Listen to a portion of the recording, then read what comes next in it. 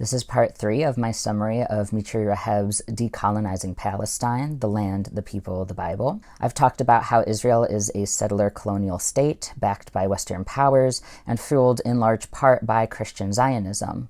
Let's talk more about that. Importantly, it is not just evangelical Christians with their weird notions that the second coming can only be triggered if we get all Jews back in Israel to partake in this agenda. More liberal and progressive Christians do as well. One of the reasons we fall for this narrative is the propaganda that conflates the ancient northern kingdom of Israel, which fell to the Assyrians back in 720 BCE, with the modern state of Israel. We also tend to equate our relationship to the modern state of Israel with our relationship to our Jewish neighbors. Basically, after World War II, most Christian denominations were forced to reckon with how their centuries of anti-Jewish teachings had caused an endless line of anti-Semitic violence, culminating in the Holocaust. They rightfully realized that their theology around Judaism needed to change, and many churches began to intentionally cultivate real relationships with Jewish synagogues in their areas, which is great and absolutely needed.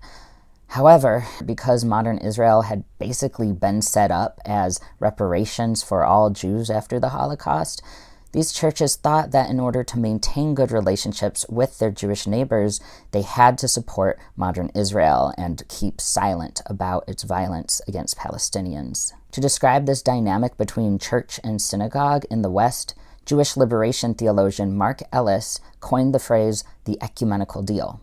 Luckily, some Christian churches have come to recognize that supporting Jewish neighbors does not require support of modern Israel.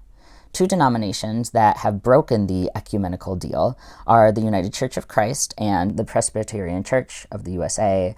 That's my denomination, Go Peace USA. However, Mitri Rehab says, most of the mega and influential congregations in the main American cities are sticking to this ecumenical deal.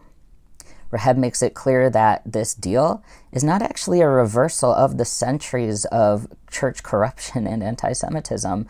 Rather, it is the continuation of the same old patterns of churches siding with those in power, who, to be clear, are the United States and other powers that support Israel's project. Ultimately, keeping quiet about Palestine was never about maintaining peace with Jewish neighbors, no matter how well-intentioned some congregations were in thinking that. It's always been about Israel's Western-funded settler colonialism.